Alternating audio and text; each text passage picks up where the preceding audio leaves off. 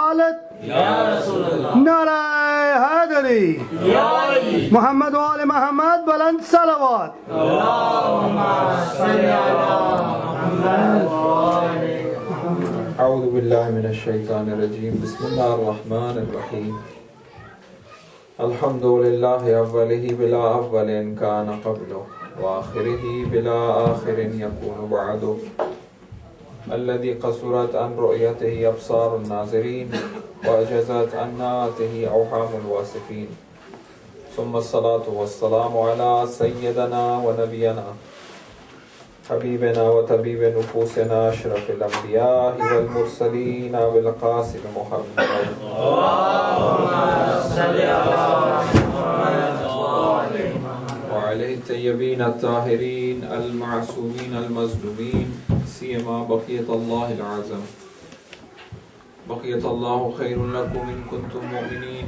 ولعنة الدعم على أعدائهم وغاصبي حقوقهم ومنكري فزائلهم أجمعين من علان إلى قيام يوم الدين أما بعد فقد قال الله تعالى في محكمه كتابه المجيد بسم الله الرحمن الرحيم إنما وليكم الله ورسوله والذين آمنوا والذين يقيمون الصلاة ويؤتون الزكاة وهم راكعون صدق الله العظيم. اللهم صل على محمد وآل محمد. السلام عليكم جميعا وتقبل الله عليكم وصيامكم ودعوتكم إن شاء الله. معذرة with apologies. Apparently it was mentioned that tonight's discussion will be in Urdu. However, if Mu'mineen decides it could be part Urdu and part English, it really depends, or it could be only Urdu, whatever. If the international language. ladies, Any ladies also? Aliman upstairs is for the Urdu.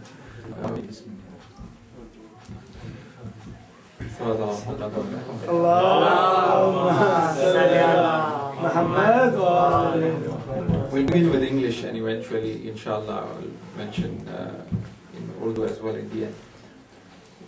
As these are the nights of Amirul Mu'mineen, nights of Qadr, nights of the Shahadat of Amirul Mu'mineen, we've been discussing the personality of Hazrat Amir.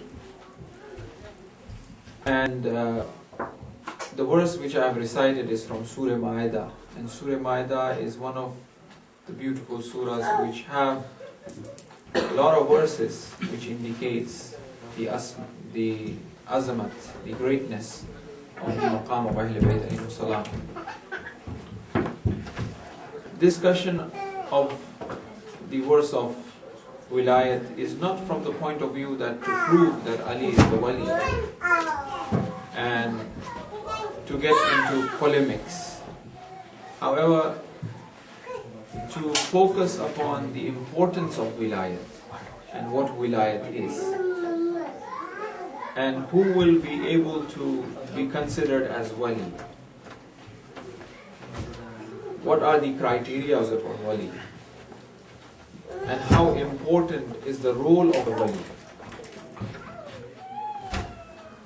See, in a man's life, it's very important that all of his life be mortgaged to the commands of Allah subhanahu wa ta'ala. All of his life, every breath that he is taking, should be nothing but مَا خَلَقْتُ الْجِنَّ وَالْإِنسَ إِلَّا لِيَعْبُدُونِ. Should be nothing but progressing, developing, creating that proximity to Allah subhanahu wa ta'ala, every breath of his. Because that is the very purpose of creation, isn't it? So, in this complexity of life that human beings face, it is very easy to be deviated from following that purpose or that goal. And it really requires, or it takes a man to conquer this and to be the champion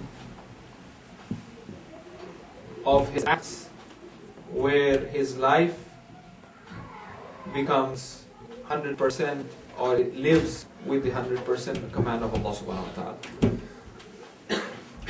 And when we look at the history of Islam or history of mankind, comparing to other prophets, Anbiya and Awliya and saints, we will not find any personality other than Amirul Mu'mineen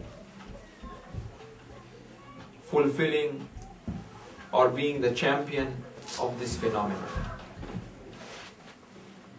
So therefore, as his life is completely dedicated to the command of Allah subhanahu wa ta'ala, he becomes the guide and leader for all mankind.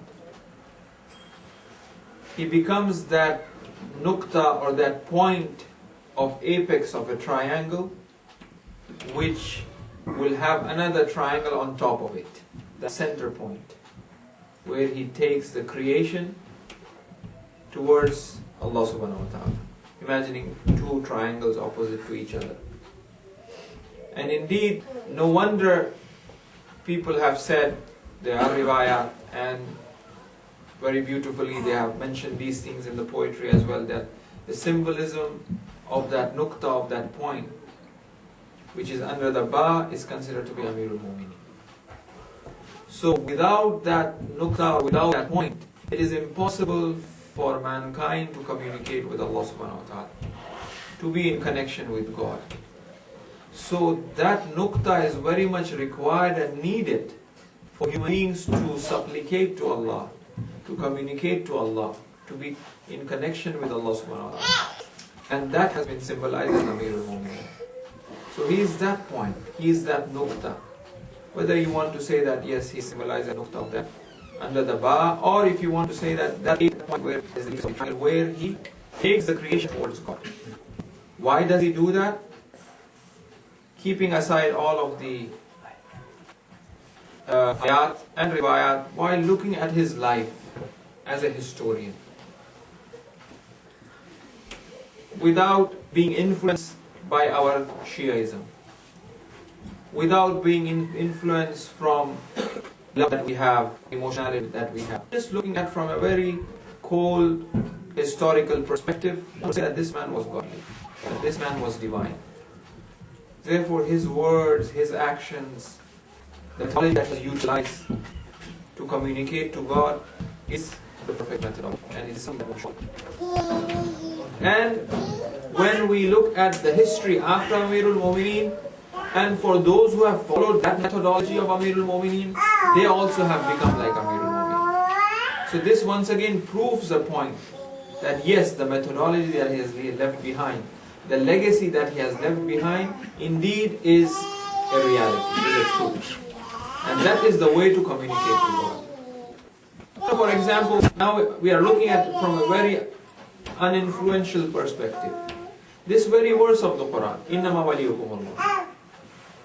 The wali of Allah subhanahu wa ta'ala is the one, who of Rasul, of Allah and Rasul, and is the one who establishes prayer and gives zakah while being in ruku.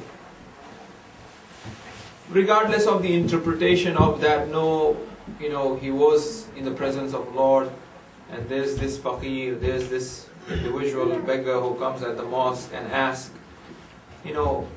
as he was there in the presence of Allah subhanahu wa ta'ala, the voice was heard of a sigh in the presence of God, so he replied, very spiritual response.